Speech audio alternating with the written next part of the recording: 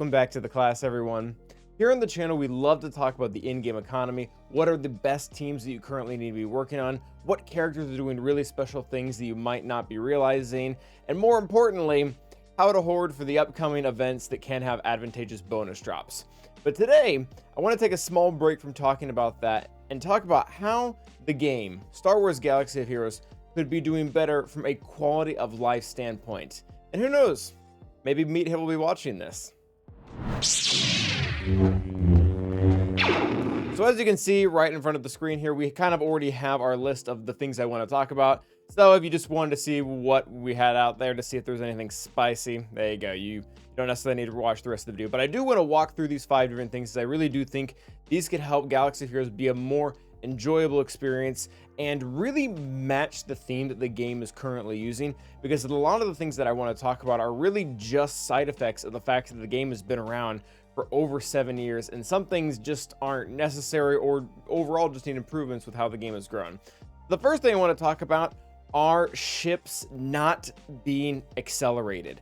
So something that happened about a year or two ago, and maybe not everyone remembers this, but characters, when they first come out, they have a pretty slow drop when you're farming their shards.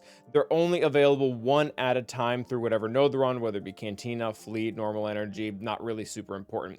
However, one of the changes that Capital Games made is that whenever a character has already existed in the game for a year and they're farmable on a node, then they are going to fall twice as fast. You can see that here with Jedi Knight Guardian, who is not apparently on an energy node, and I'm not sure why I would really know that. I'm guessing Hoth Rebel Soldier is on an energy node. He is. We knew that. Totally. He is going to now drop twice the amount.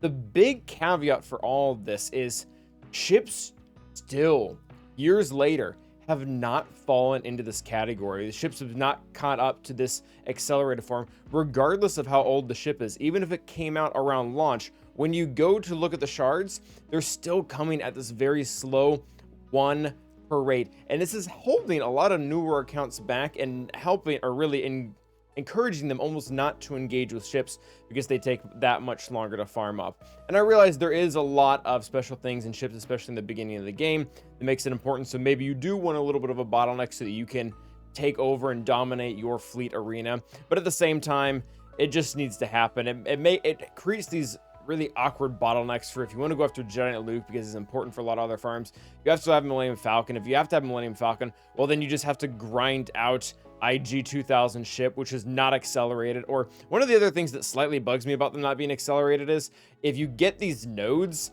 where they're also with the character they come with, which makes a ton of sense, then you get 2 of Kylo Ren and you only get 1 of the TIE Silencer, and you just end up getting a ton of shard shop currency, which I guess is fine, but it would be much better if these actually came off at the same time. I realized I was blocking the screen every second, so hopefully that was clear. Ships 1, characters 2, that bad. We should be able to fix it. So that is the first thing that I think from a quality of life standpoint really does need to change. The next thing, and this one is a little bit more glaringly obvious for the end game, the Datacrons need a much better user interface.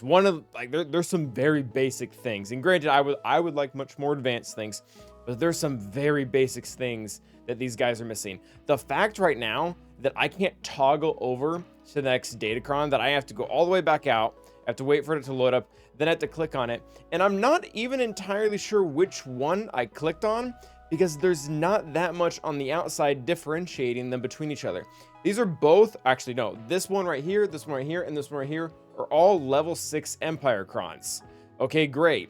If I'm looking to see which one has the most deflection or whatever, I go in here and I see, okay, it's got the resistance, and then I keep going down the line. If I have 4 or 5 of these, I'm not gonna remember, and it's just gonna become exhausting by the time I get to the end of it. And sure, you can make it work, but it is way harder than it actually needs to be. If we had some type of system where we could just name them, like nickname them, this one bad because it's bad, or we could name this one deflect because it has 90% deflection, or I could just write that on there, 90% deflection. Or one of the other things, and this wasn't that relevant in this set right now, but you can see up top, I have 4 different Africrons. It would be great if I could actually just write in Afra for one of those, so I don't take in my Scoundrel No Revive that's supposed to go on JMK and end up using that with Afra. And I don't even know which one it is, because it's one of these 4. I don't know which one. They kind of change order. Yep, still not that one. How would I know? I guess I'll take the next 3 minutes to figure that out. But anyways, overall, this could use a lot more work, especially there's no way to sort this. Like, if I want to see in here which one of these has the highest deflection so that I can see if I can get it even better, there's no way for me to do that from this screen. I would have to go into the battle screen, assuming I still have battles. It's a whole thing. So yeah, this could use a ton of work. Again, I realize this is more end game. It's not relevant for every single player out there, but the fact that, like, when you compare this even to in-game mods, how well mods currently work in game, it is just a huge difference. Now, speaking of mods, that is going to really bring us into our point number 3, or quality of life improvement number 3. Remove or increase caps. So just to clarify, this is not about the currencies in game. While I think it would be nice to not have these things capped, I understand why they are. There was a huge hoarding thing that would typically happen a lot in game. And this is to kind of prevent that. It's to get people to actually spend the resources they have, so it doesn't mess up the in-game economy overall. That is what it is. I don't necessarily enjoy it, but I understand why it's there. The one that actually does really annoy me is data cache, because that is perfectly set up for failure if you're someone who interacts with Datacrons to the point where you're getting 20 or 30 or something like that. You're almost guaranteed to burn it. Anyways, not what we're talking about. What I do want to talk about is the fact that we are still capped at the same amount of mods from when the game first came out 7 years ago. We have so many more characters, and not just that, but we have so much more variety of characters that want different types of mods. There is a place for almost every single type of stat out there right now, with newer teams coming up with more ways to use crit avoidance. Maybe one day we'll actually get to be able to use accuracy. The Wookiees have a heavy emphasis on defense. There's a lot of different things that are happening now that weren't necessarily happening before. We actually saw this a ton with the Cal characters, where we got characters like Night Sister Marin as well as Seer, who literally want 0 speed. So what I'm getting at is, it would be nice not to have to sell a mod that is bad today, because it might be good a year from now. And I'm not even saying we need to have like unlimited mods, but maybe go past the current 500 that hasn't changed at all. I can't even really remod my roster, at least not easily, through the in-game mechanics, because once I take mods off 10 characters or so, I can't take any more off and to be able to re-put them on. So it's just kind of an awkward disadvantage that the game has created over time that I think could use some improvement. In addition to that, and this is definitely more of a Calvin, or rather a content creator problem, and maybe someone in the chat, you can tell me, oh yeah, I hate that too. I don't know if you guys know this, but you're limited on how many different squads you can make in the squad selector. And as anyone who knows, who's watched any of my videos, I use this thing a ton, and I really don't like going back and deleting older ones, because it serves as a great point of reference for when we're talking about the usefulness of teams.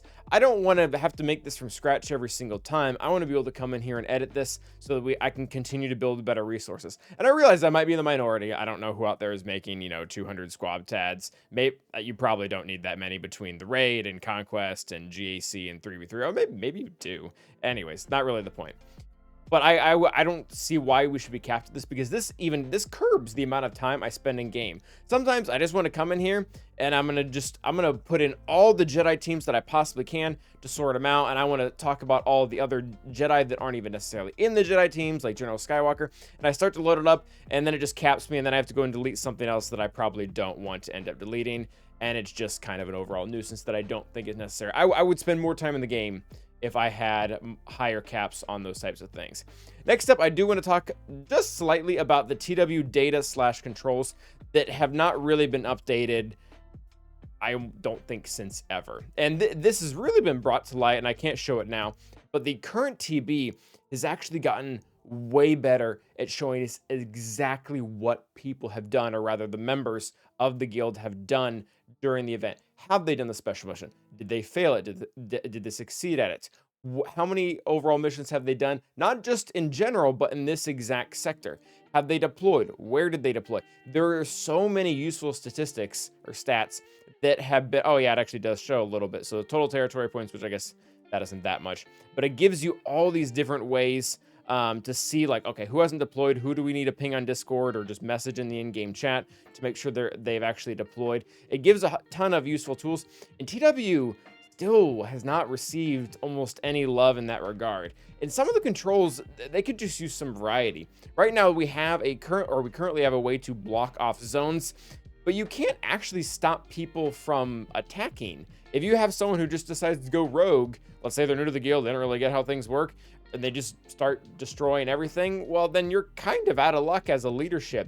That guy's just going to do what he wants. Or the fact that you can't edit any of your TW teams, or maybe even let officers edit it. So if someone puts in 4 Empire characters with Starkiller not really realizing what they're doing, someone actually has the chance to be able to go in and fix that. So there's a lot of options overall from a control perspective that are just missing, and I don't really think they need to be. And then some higher stats as well would be really nice. Like, okay, who's been preloading the teams? Someone isn't fessing up. And I realize there are ways around this with like hot utils or using the rogue actions in a certain way. But those are nice workarounds. I won't lie, they can have some uses, but I would rather it just come with that functionality to begin with. It would be quite a lot nicer.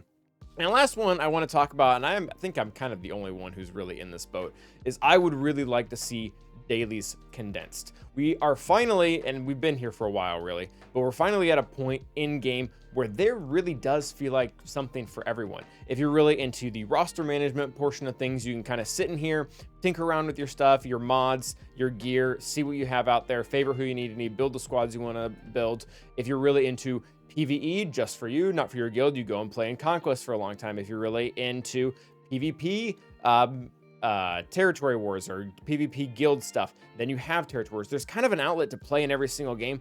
I don't really want to spend the 5 to 10 minutes every single day going, sure, okay, did I do Galactic War? Okay, I did Galactic War. Okay, I did the challenges. Okay, I did the challenges. Oh, okay, I actually went over here and did whatever battle it was. It's just kind of annoying. It doesn't really add anything to my overall gameplay, and quite frankly just feels like a chore. So one thing, I'm not sure if they could completely kill dailies, because I obviously don't want those rewards to go away. Some of those are nice. Those crystals do build up over time, especially if you're in the beginning of the game. One of the things that I would like to see is some type of multi-sim button that can maybe even be within the daily screen or right out here, where you could click on it and it can do challenges, it could do fleet challenges, it could do Galactic War, it could do a series of other things, so that we're not just spending the first 5 to 10 minutes in game doing the chore work and having to worry about that. We could actually go and play the game. We could actually go and interact with the characters of Star Wars who we've grown to know and love, that we built up, and enjoy them again in Conquest and Territories and GAC and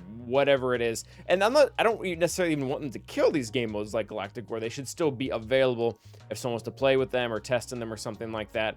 But I just don't want to have to go through the busy work every single day. And I realize that from a time perspective, it's not all that much. But for anyone who remembers when these used to rotate every 2 minutes, realistically, we didn't save any time by putting the multi-sim button here. It just made a ton of sense and was way less annoying having to come back every 2 minutes just to click this button. It was 10 before that, but that's kind of besides the point. Overall, those are 5 things that I think could really help the game out from an enjoyment perspective. Let me know what you guys think in the chat. What are some other things that CG could do just to overall better the quality of life that we have in games, so that we can maybe even spend more time, or much to their benefit, even spend more money? Let me know what you guys think, and as always, stay awesome.